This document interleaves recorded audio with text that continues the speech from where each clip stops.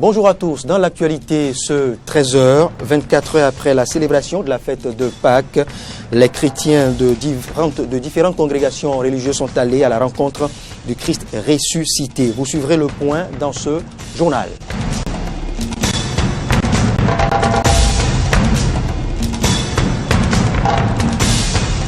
Et puis bouchons, embouteillages, accidents divers, quelles sont les conséquences de la prolifération des packs de stationnement des véhicules poids lourds sur le tronçon à Kassato-Glodigbe? Comment les usagers s'y prennent-ils? La réponse dans ce journal. Et puis nous irons cette fois-ci en l'international pour partager avec vous les dernières minutes de la campagne présidentielle en France.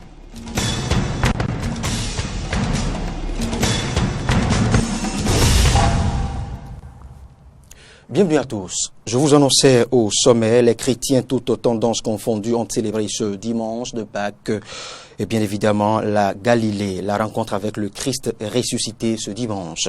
De l'église catholique à l'église du christianisme céleste, chaque confession religieuse a vécu comme de coutume l'apparition de Jésus-Christ.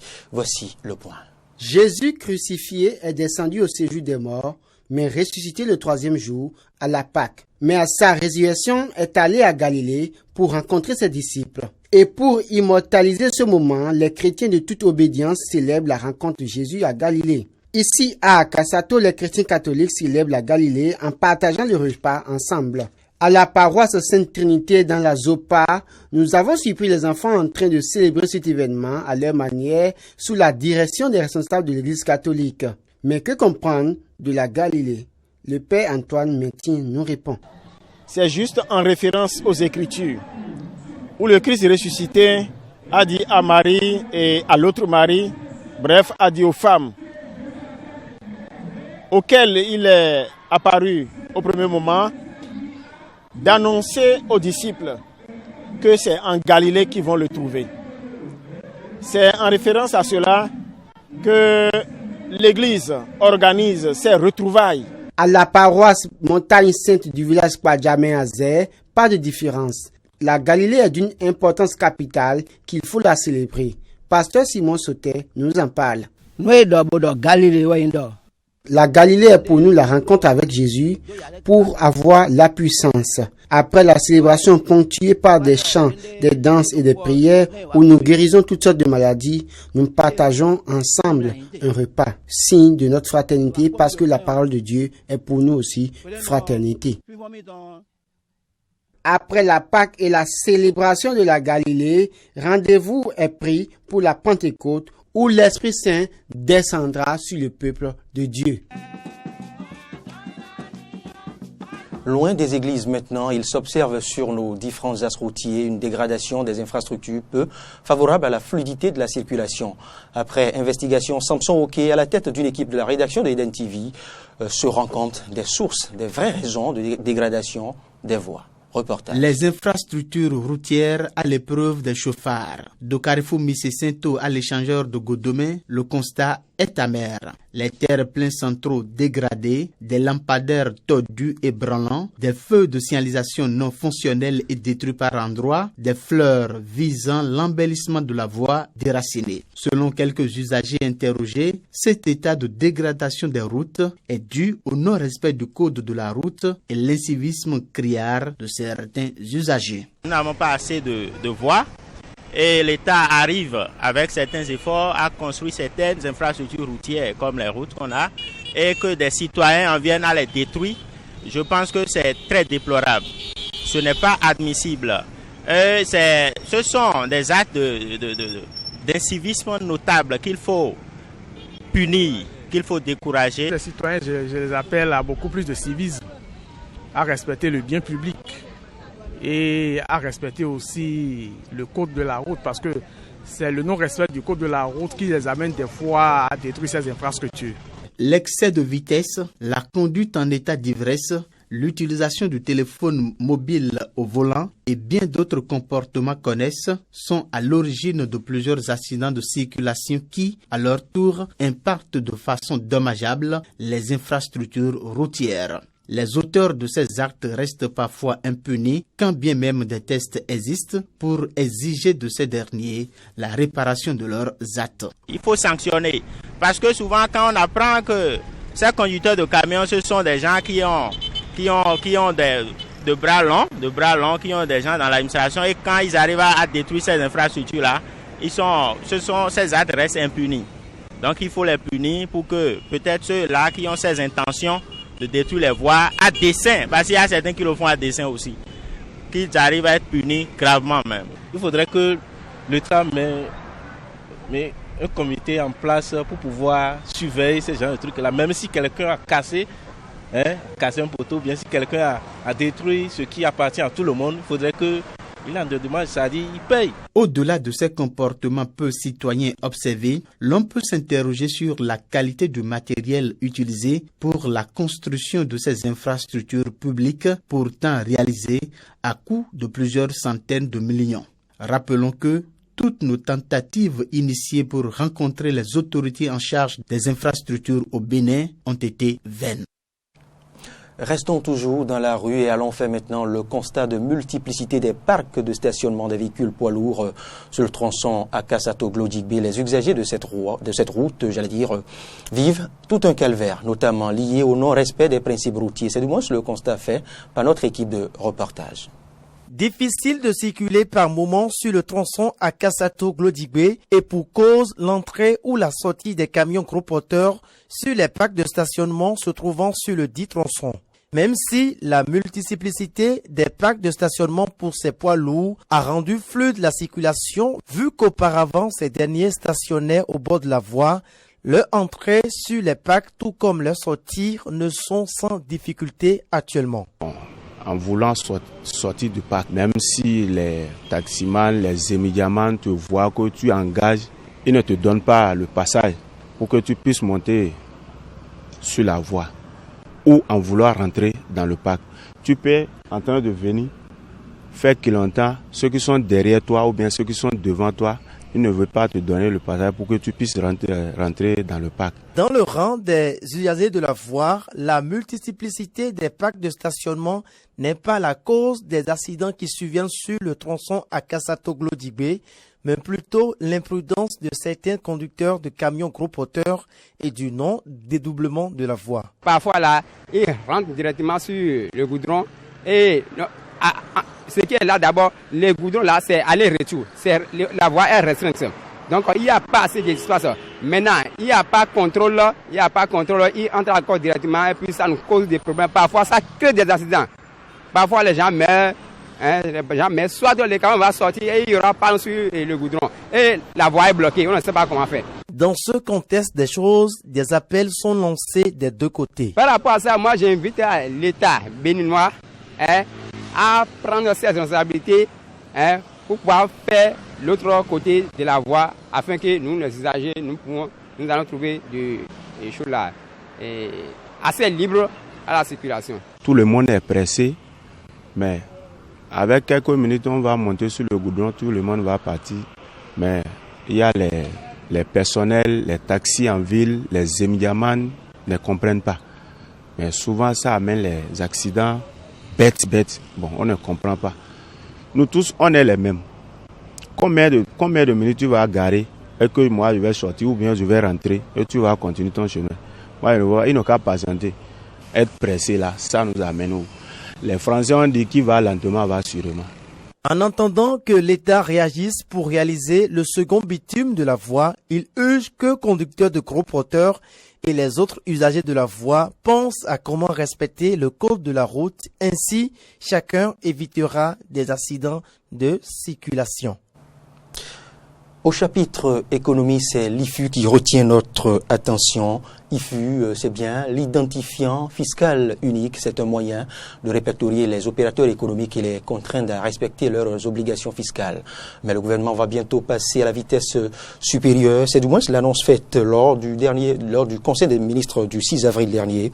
Il veut ainsi renforcer le caractère obligatoire de l'IFU. Voici les précisions dans ce reportage. Institué depuis une dizaine d'années au Bénin, l'identifiant fiscal unique, IFU, visait essentiellement à répertorier les opérateurs économiques dans le but de les astreindre à respecter leurs obligations fiscales. Mais désormais, sur initiative du gouvernement de Patrice Talon, l'IFU est étendu à tous les citoyens. Qu'est-ce donc que l'IFU et quelles spécificités lui apporte la loi de finances 2016? Richard Mekpo, économiste, et Stéphane Tora, contrôleur financier, répondent. Un numéro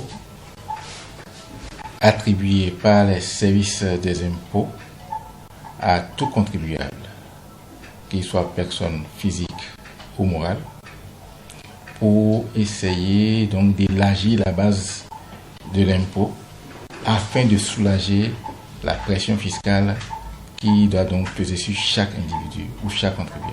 La loi 2016 a précisé, a donné une clarification pour qu'on distingue toute la population et le répertoire des contribuables. Une mesure qui vise donc à élargir l'assiette fiscale, faire contribuer tous les citoyens aux charges de l'État et bien suivre chaque acteur économique.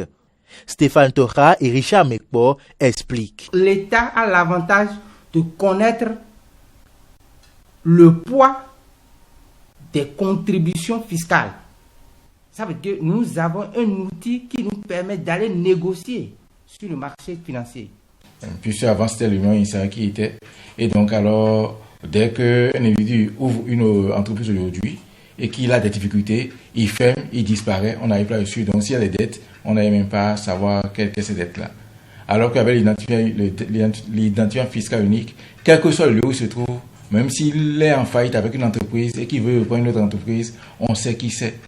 L'État n'est pas le seul à bénéficier des retombées de l'IFU. Il présente également des avantages pour chaque citoyen. Un contribuable qui n'a pas l'IFU et qui va acheter quelque part, on lui applique un taux de prélèvement AIP de 5%, alors que celui qui a l'IFU, on lui applique un taux de prélèvement 1%.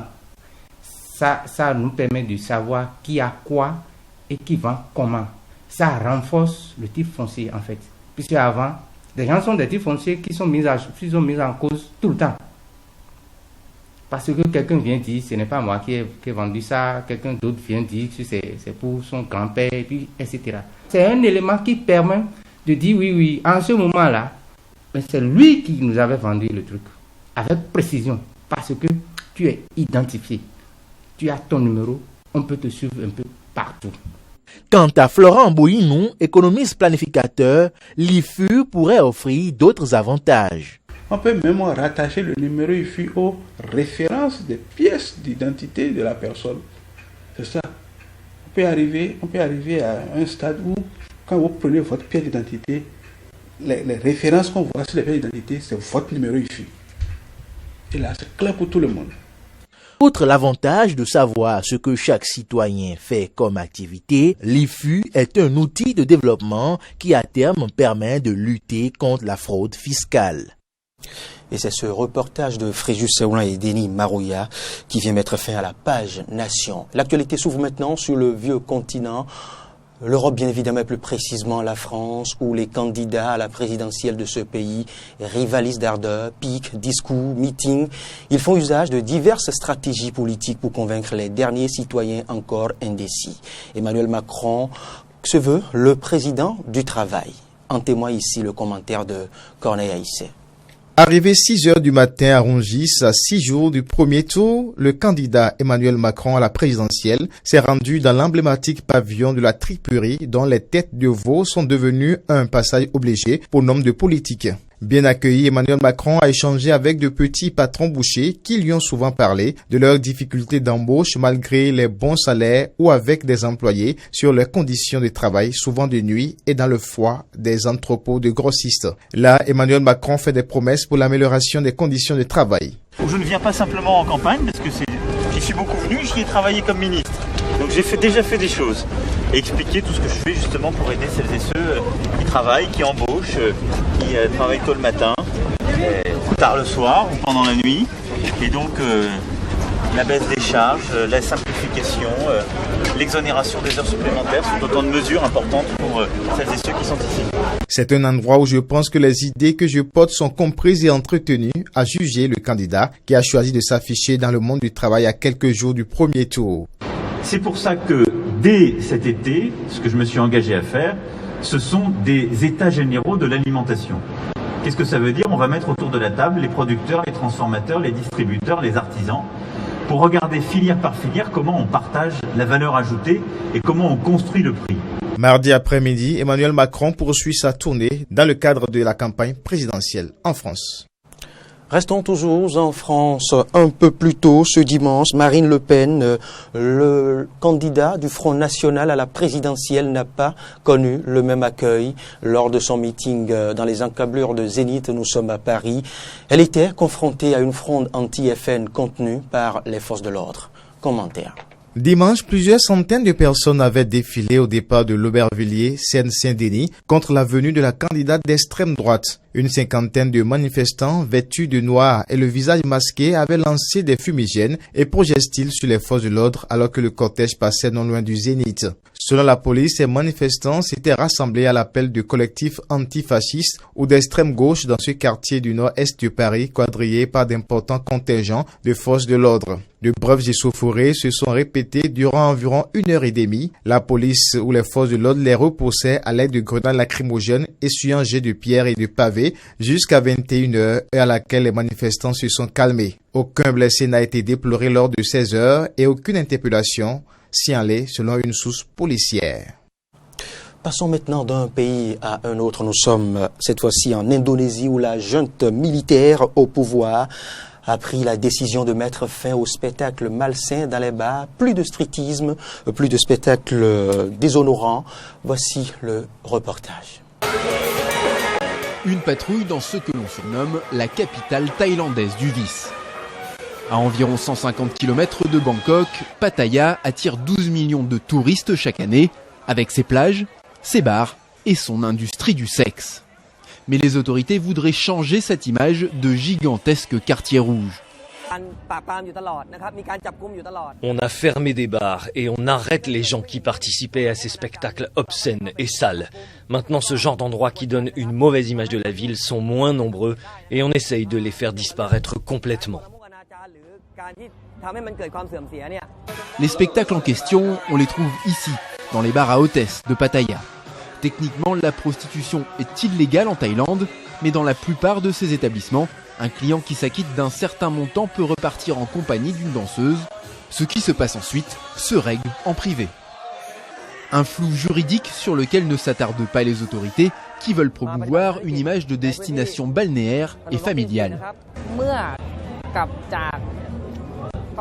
On voudrait que les gens, quand ils rentrent chez eux, gardent de bons souvenirs de Pattaya, de sa beauté, de sa bonne humeur, et qu'ils reviennent vite.